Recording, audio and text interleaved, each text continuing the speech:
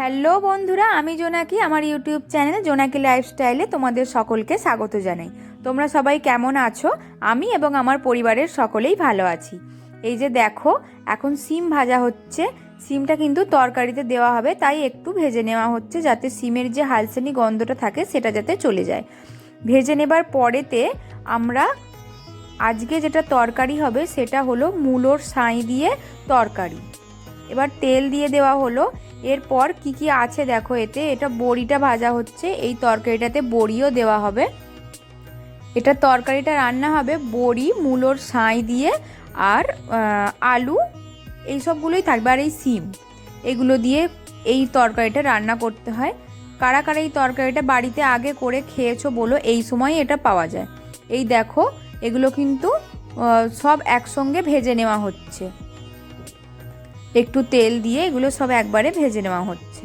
ততক্ষণ তোমরা বলো, তোমরা কে কোথা থেকে এই ভিডিওটা দেখছো আমাকে কিন্তু কমেন্ট করে জানাও। তোমরা কমেন্ট করলে আমার খুব ভালো লাগে, আমি কমেন্টের রিপ্লাইও দিই। তোমরা সকলে কমেন্ট করো। এই দেখো, লঙ্কা, হলুদ এইগুলো সব দেওয়া হয়ে গেল, কারণ ওই আনাজগুলো ভাজা ভাজা হয়ে গেছে। এগুলো দিয়ে এরপরে দেওয়া হলো আদা আর সর্ষে। এই তরকারিটা আদা আর সর্ষে দিয়েই হয়।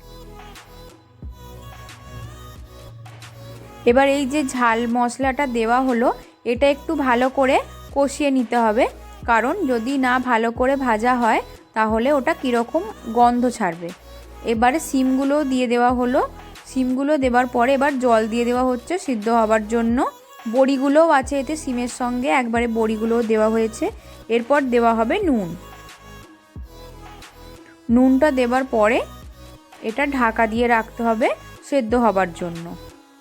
তোমরা কিন্তু যে যা স্বাদ মতো নুন দেবে। আমি প্রত্যেকটা ভিডিওতেই বলে আসি, কারণ সবাই সব রকম জিনিসে বেশি নুন বা যে যা তার স্বাদটা আলাদা।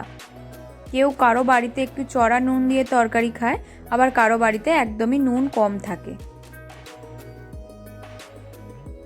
তরকারিটা একটু সেদ্ধ হয়ে গেছে। এই তরকারিটা আবার সাদলাতে হয়।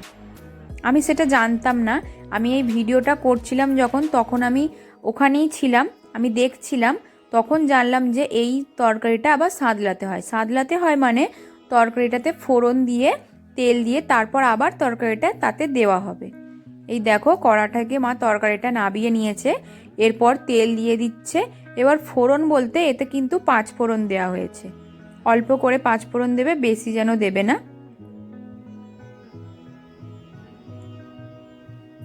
5 ফোড়নটা একটু ভাজা ভাজা মতো হয়ে গেলে এরপরে তরকারিটা ওতে দিয়ে দিতে হবে। এটাকেই সাদলানো বলে।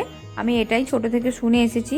আমার যদি এই কথাটাতে কোনো ভুল হয়ে থাকে তোমরা আমাকে ধরিয়ে দিও। তরকারিটা রেডি। এখন এটা খাওয়ার জন্য একদম তৈরি। টাটা, ভালো থেকো তোমরা।